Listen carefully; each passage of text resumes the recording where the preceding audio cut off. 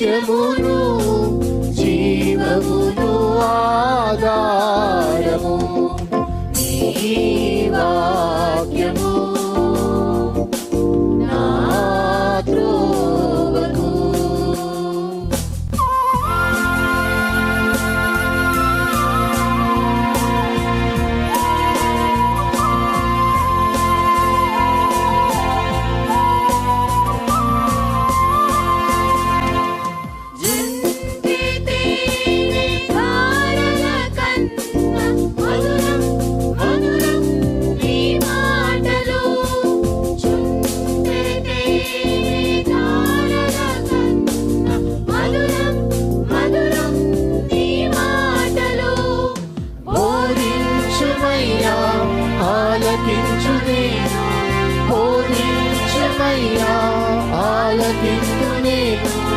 అనుసరింతునయ్యా ఆత్మశక్తితో, అనుసరింతునయ్యా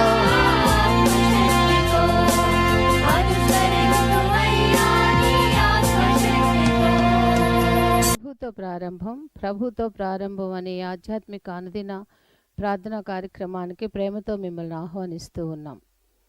మన జీవితానికి ఆదియు ఆధారమునైనటువంటి ఆ దేవుణ్ణి మొదట మరణించుకున్నట్లయితే ఆ దినమంతయు ఆయన కృపాక్షేమములే మన వెంట వచ్చును.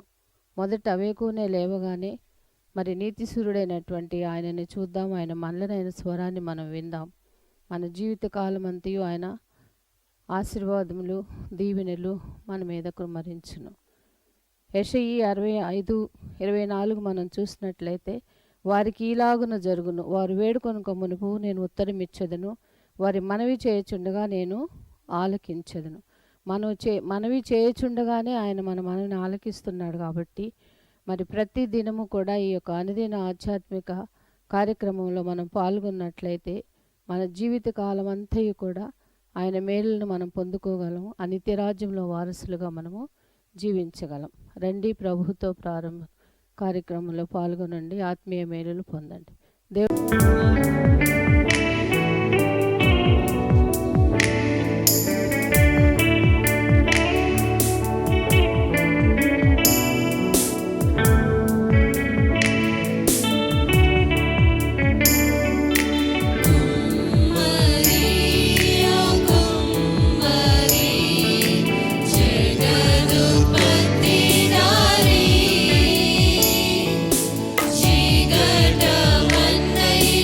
నా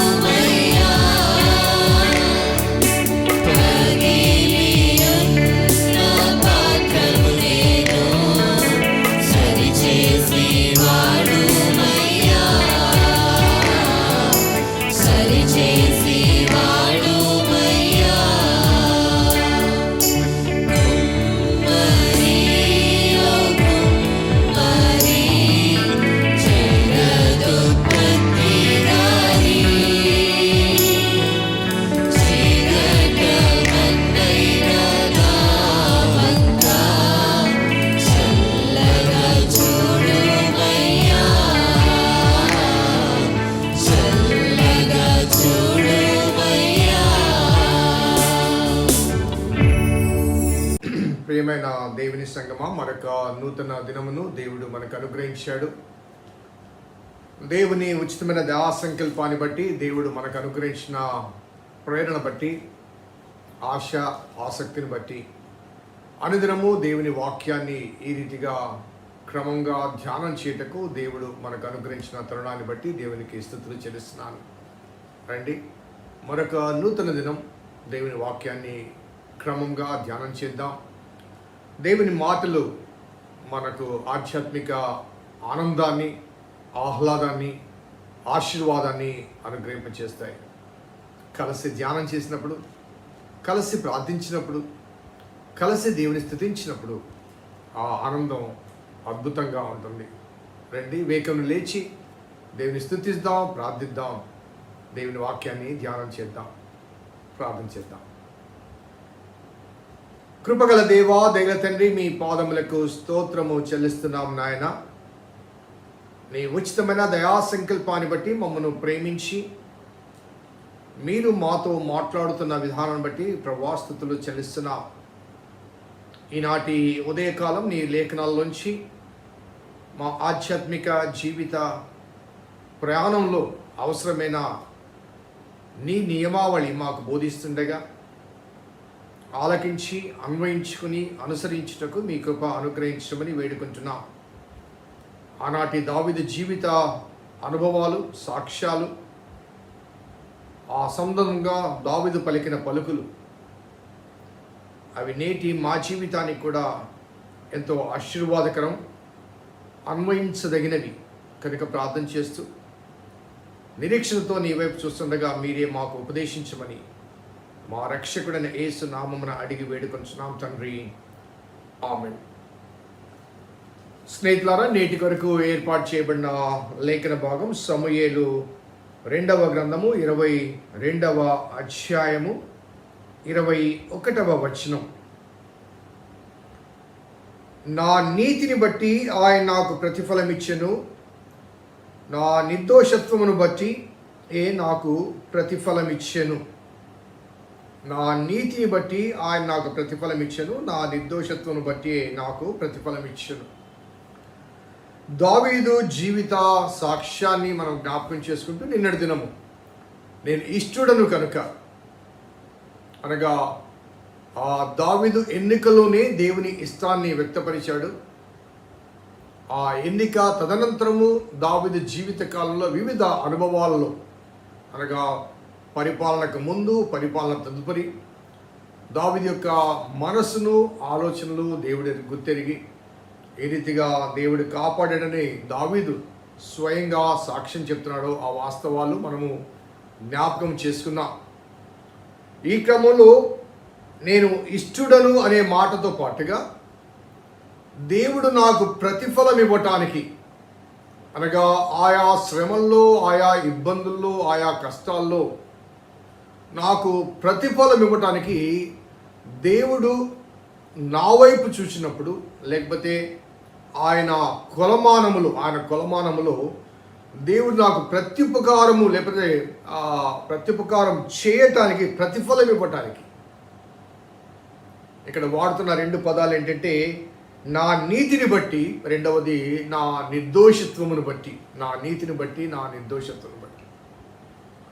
ఒకసారి మనము ఆలోచిస్తే దావీదు నిర్దోషిగా ఉన్నాడా? దావీదు బెత్షెబా విషయంలో, ఊరియా విషయంలో చేసిన ఘోరమైన కృత్యాలు మనకు తెలియదా? సో మరి దావీదు నా నీతిని బట్టి, నా నిర్దోషత్వాన్ని బట్టి అని చెప్పడంలో మరి తాను నీతిమంతుడిని భావించాడా, లేకపోతే తాను నిర్దోషిగా తీర్మానించబడ్డాడా అంటే, ఆ దోషిగా ఉన్న దావీదు ఆ దోష క్రియలు బట్టి దాన్ని తగిన పర్యవసానాన్ని, శిక్షను పొందిన తర్వాత తాను విడిపించబడ్డాడు. ఇప్పుడు మన జ్యుడిషియల్ ఈ అనుభవాలలో ఎవరైనా ఏదైనా నేరం చేసినప్పుడు, ఆ నేరం చేత పట్టబడినప్పుడు, ఆ నేరము నిర్ధారణ అయినప్పుడు అతడు అతనికి శిక్ష విధించబడుతుంది. ఆ శిక్షా కాలము ముగిసిన తర్వాత అతన్ని బయటికి తీసుకుని వస్తారు. అనగా అతడు చేసిన నేరానికి తగిన శిక్షను తాను అనుభవించి బయటికి వచ్చాడు. ఇక భవిష్యత్తులో అతనికి శిక్ష ఉండదు. అనగా మానవ సమాజంలో అతడు బయటికి వచ్చినప్పటికీ కూడా అతని నేరాన్ని మన సమాజం జ్ఞాపకం చేసుకుంటుంది. ఒకవేళ ఎవరైనా ఏదైనా విషయంలో ఒకరిని హత్య చేయడమో ఏదో పొరపాటున కానీ లేకపోతే ఉద్దేశం చేసినప్పుడు అతడు కొన్ని సంవత్సరాలు చెరసాల్లో ఉండి బయటికి వచ్చిన తర్వాత ఇతడు హంతకుడు అండి, పలానా వాళ్ళని హత్య చేశాడు అని చెప్పుకునే సమాజం మనది, మానవ నైజం అది. అలాగే దొంగతనం విషయంలో కానీ లేకపోతే ఇంకొక రీతిగా ఏదైనా. నేను క్రిస్మస్ కాలంలో చెరసాల్లో ఉన్న ఖైదీలతో మాట్లాడడానికి వెళ్ళేవాడిని. సంఘం తరపున అందరితో కలిసి వెళ్ళేవాడిని. అక్కడ చాలామంది దాదాపు అనగా ఈ మధ్యకాలంలో ఆ అనుమతి లేదు. గత కాలంలో ఒక 600-700 మంది నేరస్తులుగా ఉన్నవారు కానీ రిమాండ్ ఖైదీలు కానీ ఉండేవారు. వారితో నేను మాట్లాడుతున్నప్పుడు అనగా నా ప్రసంగంలో నేను తప్పనిసరిగా చెప్పే ఒక అంశం ఏంటంటే, మీరు 4 గోడల మధ్య ఉన్నారు, మేము 4 గోడల వెలుపల ఉన్నాం. అంత మాత్రం చేత మీరు నేరస్తులు, మేము నేరస్తులము కాదని కాదు. మీరు పాపాత్ములు, మేము పవిత్రులము అని కాదు. మీరు పట్టుబడ్డారు కాబట్టి మీరు లోపల ఉన్నారు, మేము పట్టుబడలేదు కాబట్టి మేము బయట ఉన్నాం. దేవుని దృక్పథములో ఏ భేదము లేదు. అందరూ పాపము చేసి దేవుడు అనుగ్రహించే మహిమను పొందలేకపోతున్నారు. So those who are caught were in the prison, those we are not outside. So బయట ఉన్న ఆ ప్రపంచము లోపల ఉన్న ప్రపంచాన్ని లేకపోతే లోపల నుంచి శిక్ష అనుభవించి బయటకు వచ్చిన ప్రపంచాన్ని ఏమంటుందంటే వారు నేరస్తులు అని. ఒకసారి యేసుప్రభు వారు ఆ వ్యభిచారము చేయిచుండగా పట్టబడ్డ ఆ స్త్రీని తీసుకుని వచ్చినప్పుడు, ఈమె రాళ్లతో కొట్టి చంపబడాలని ధర్మశాస్త్రం చెప్తుంది, నువ్వేమి చెబుతావు అన్నప్పుడు యేసుప్రభు వారు నేల మీద ఇసుకలో రాస్తూ అని చెప్పిన మాట, మీలో నేరము లేనివాడు, పాపము లేనివాడు మొదట రాయి వేయవచ్చు అన్నాడు. శిక్షించండి, కానీ పాపము లేనివాడు వేయండి. ఏ నేరము లేనివాడు, ఏ పాపం లేనివాడు వేయండి అంటే చిన్నవారు మొదలుకొని పెద్దవారి వరకు రాళ్ళు కింద వేసి వెళ్ళిపోయాడు. అంటే అర్థం ఏంటి? వాళ్ళ అంతరంగంలో అనగా చాలామంది భావించే వారు కింద ఆయన ఒక్కొక్కరి గురించి రాస్తున్నాడని. ఆ నేల మీద ఇసుక మీద కాదండి, వారి హృదయం అనే పలక మీద ఆ నేరాలు జ్ఞప్తికి వచ్చినప్పుడు మనస్సాక్షి గర్దించింది, అవును కదా నేను కూడా తప్పు చేసిన వాడినే కదా. కాబట్టి ఆమె మీద రాయి వేయాలి అనుకున్న ప్రతి వ్యక్తికి తన నేరము, తన పాపము, తన పాపస్థితి జ్ఞాపకం వచ్చింది. సో నో వన్ కుడ్, అమ్మా ఎవరు నిన్ను శిక్షించలేదంట, లేదు ప్రభు అంటే నేను కూడా శిక్షించాను, ఇక మీదట పాపం చేయొద్దమ్మా అంటాడు, ఇక మీదట పాపం చేయదు. కాబట్టి దావీదు విషయంలో అతడు నేరము చేసిన మాట వాస్తవమే. దానికి తగిన శిక్షను ఎన్ని రీతిలుగా అనుభవించాడో గతంలో నేను చెప్పుకుంటూ వచ్చాను, డైలీ డివోషన్లో కానీ బైబిల్ స్టడీలో కానీ. He had paid his consequences. He received the consequences. He has experienced his consequences. కాబట్టి అతని దోష సంబంధమైన శిక్ష పొంది శిక్ష నుంచి విడిపించబడి అనగా బయటికి విడుదల పొందాడు, శిక్షను అనుభవించి విడుదల పొందాడు. కాబట్టి చివరి దినాల్లో ఆ మాట తాను వాడుతున్నాడు, నా నీతిని బట్టి అనగా గాడ్ హ్యాస్ రీఇన్స్టేటెడ్. అందుకే 51వ కీర్తనలో ఆ పశ్చాత్తాపం పొందినప్పుడు. కాబట్టి దేవుడు చేసిన ప్రాయశ్చిత్తం అనగా యేసుక్రీస్తు వారు సిలువ చేసిన ప్రాయశ్చిత్తార్థ బలి ద్వారా కలిగే ఆ ప్రతిఫలము మనము పొందాలంటే పశ్చాత్తాపం అవసరం. పశ్చాత్తాపం లేకుండా ప్రాయశ్చిత్తార్థ ఫలితాన్ని మనం పొందలేము. కాబట్టి ఆనాటి కాలంలో కూడా అక్కడ క్రీస్తు కాలానికి ముందు కాలం కాబట్టి క్రీస్తు ద్వారా జరిగించబడిన ప్రాయశ్చిత్తార్థ బల్యర్పణలో వారు లేరు కాబట్టి తను శిక్షను అనుభవించాల్సి వచ్చింది. శిక్షను అనుభవించాడు కాబట్టి ఆ శిక్ష నుంచి అనుభవించి అందులోంచి బయటకు వచ్చాడు కాబట్టి దావీదు ఆ మాట పలికే అవకాశం. దేవుని ఎదుట నిలబడి దేవునితో మాట్లాడాలి, దేవుని స్తుతించాలంటే అనీతిమంతులకు కానీ దోషులకు కానీ అవకాశం ఉండదు. 24వ కీర్తన ఒకసారి మనం జ్ఞాపకం చేసుకుంటే 24వ కీర్తనలో 3వ వచనం 4వ వచనం గమనిస్తే, యెహోవా పర్వతమునకు ఎక్కదగిన వాడెవడు, ఆయన పరిశుద్ధ స్థలములో నిలవదగిన వాడెవడు, వ్యర్థమైన దాని యందు మనసు పెట్టకయు, కపటముగా ప్రమాణము చేయకయు, నిర్దోషమైన చేతులను శుద్ధమైన హృదయము కలుగువాడే, వాడు యెహోవా వలన ఆశీర్వాదమును, తన రక్షకుడైన దేవుని వలన నీతిమత్వమునందును. తన రక్షకుడైన దేవుని వల్ల నీతిమత్వమునందును. సో నా నీతిని బట్టి, నా నిర్దోషత్వాన్ని బట్టి అనే ఈ మాటలు ఆధారము 24వ కీర్తనలో మనకు కనబడతాయి. అలాగే సౌలు చేత తరమబడుతున్న ఆ సందర్భంలో కూడా ఈ మాట, అనగా అప్పటికి తాను రాజు కాలేదు, తన జీవితంలో ఆ చేదు అంకము ఆ అధ్యాయము తన జీవితంలో ప్రవేశించలేదు. బట్ స్టిల్ దావీదు, ఒకసారి మనం గమనిద్దాం, మొదటి సమూయేలు గ్రంథము 26వ అధ్యాయం 23వ వచనం. 26వ అధ్యాయం 23వ వచనం. దావీదు, రాజా, ఇదిగో నీ ఈట నా యొద్ద ఉన్నది, పనివారిలో ఒకడు వచ్చి దాన్ని తీసుకుని వచ్చును. యెహోవా ఈ దినము నిన్ను నాకు అప్పగించినను, నేను యెహోవా చేత అభిషేకము నొందిన వారిని చంపనొల్లకపోయినందున ఆయన నా నీతిని, నా విశ్వాసతను చూచి నాకు ప్రతిఫలము దయచేయును. సౌలును చంపకుండా యెహోవా చేత అభిషేకించిన వాడిని నేను చంపను అని చెప్పిన ఆ మాటను దావీదు సౌలుతో చెబుతూ, ఇదిగో నీ ఈట నా యొద్ద ఉంది, నీ పనివాడిని పంపించి తీసుకుని వెళ్ళమని చెబుతూ అక్కడ స్పష్టంగా దావీదు చెప్పిన మాట, ఆయన నా నీతిని, నా విశ్వాస్యతను చూచి ప్రతిఫలం ఇచ్చు. నా నీతిని, నా విశ్వాస్యతను చూచి. సో దేవుడు ఇచ్చే ఈ ప్రతిఫలము అనేది దావీదు మాటల్లో, దావీదు భావనలో, దావీదు అనుభవాలలో, దేవునితో మన సంబంధము ఎలా ఉంది అన్న దాన్ని బట్టి ఆధారపడి ఉంటుంది.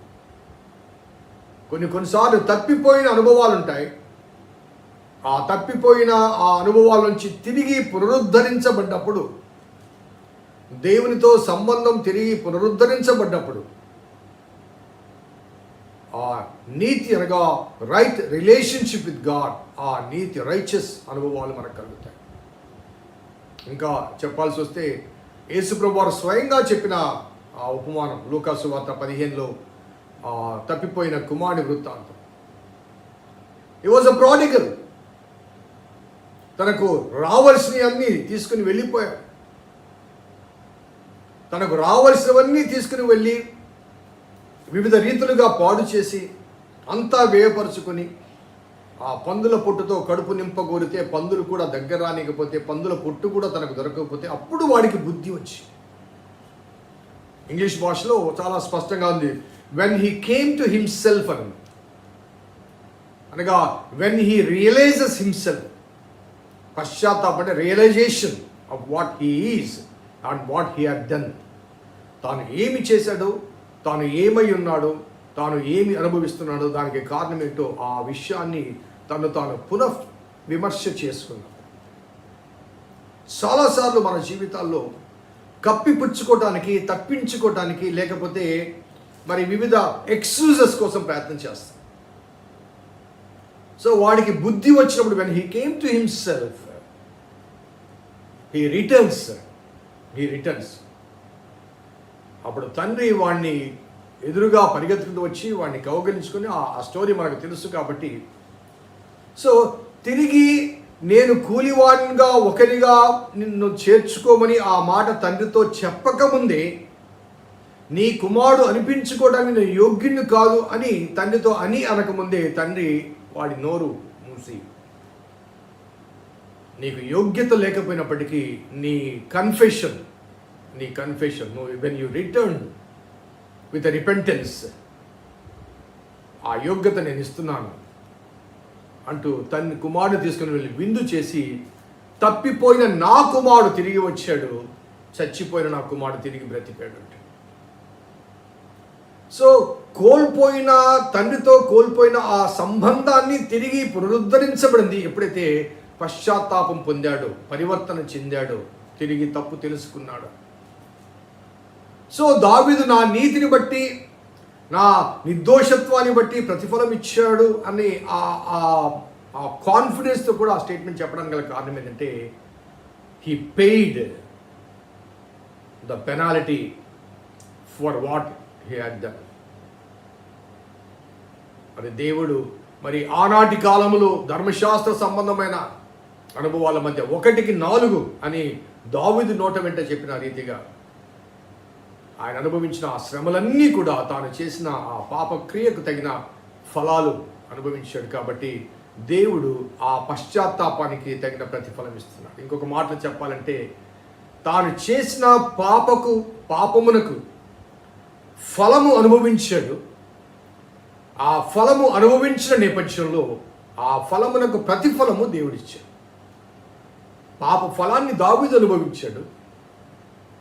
ఆ ఫలము యొక్క ఆ అనుభవం యొక్క ప్రతిఫలాన్ని దేవుడిచ్చాడు. సో దేవునితో ఆ సంబంధాన్ని, బాంధవ్యాన్ని తిరిగి పునరుద్ధరించుకున్నాడు. కాబట్టి దావీదు ఇక్కడ చెప్తున్న మాట, నా నీతిని బట్టి ఆయన నాకు ప్రతిఫలం ఇచ్చాను, నా నిర్దోషతను బట్టి నాకు ప్రతిఫలం ఇచ్చాను. So we are all in Adam. ఆదాము నందు మనమందరం కూడా తప్పిపోయిన వారు. కొన్నిసార్లు దావీదు వలె దేవుని అనుసరించి కూడా దారి తప్పిన వారమే ఉంటాం. కానీ పశ్చాత్తాపము, పరివర్తన నీలో నాలో ఉన్నప్పుడు ప్రేమామయుడైన దేవుడు తాను చేసిన ప్రాయశ్చిత్తార్థ బలి ద్వారా కలిగిన ఆ ప్రతిఫలాన్ని నీకు నాకు అందచేసి, నిన్ను నన్ను తిరిగి దేవునితో సంబంధ బాంధవ్యాలను పునఃస్థాపిస్తాడు. పునరుద్ధరించబడతాయి. దేవునితో తిరిగి మనము సంబంధ బాంధవ్యాలు కలిగి ఉంటాం. కాబట్టి దేవుని శిక్షణలో కాకుండా దేవుని క్రమశిక్షణలో కొనసాగే అవకాశాలు ఉంటాయి. సో అందుకే దావీదు చాలా కాన్ఫిడెన్స్గా చెప్తున్న మాట, నా నీతిని బట్టి ఆయన నాకు ప్రతిఫలం ఇచ్చెను, నా నిర్దోషత్వం బట్టి నాకు ప్రతిఫలం ఇచ్చెను. ప్రార్థించుదాం. కృపగల దేవా, దయగల తండ్రి, మీ పాదములకు స్తోత్రము చెల్లిస్తున్నాం నాయన. నీ ఉచితమైన దయా సంకల్పాన్ని బట్టి మమ్మల్ని ప్రేమించి అనుదినము నీ మాటల చేత, నీ లేఖనాల్లోంచి ఆయా భక్తుల యొక్క సాక్ష్యాల ద్వారా మమ్మల్ని సేద తీరుస్తున్నారు, ప్రోత్సహిస్తున్నారు, హెచ్చరిస్తున్నారు. అంత మాత్రమే కాదు ప్రభా, ఆశీర్వాదకర అనుభవాలు మాకు అనుగ్రహిస్తున్నారు. ప్రభా, స్తుతులు చెల్లిస్తూ నీ మాటలు మా జీవపు ఊటలు గనుక ఆ మాటల ద్వారా మేము మా ఆధ్యాత్మిక జీవితాన్ని సరిపోల్చుకుని పునరుద్ధరించబడ్డక మీ సహాయం దయచి మా రక్షకుడైన యేసు నామమున అడిగి వేడుకొంచున్నాం తండ్రి. ఆమేన్. తండ్రి, కుమార, పరిశుద్ధాత్మ త్రియేక దేవుని దీవెన ఈ వాక్యం విన్న బిడ్డలకు, వాక్యాభిలాషులకు సదా తోడేదరు గాక. ఆమేన్. God bless you. దేవుడు దీవించును గాక.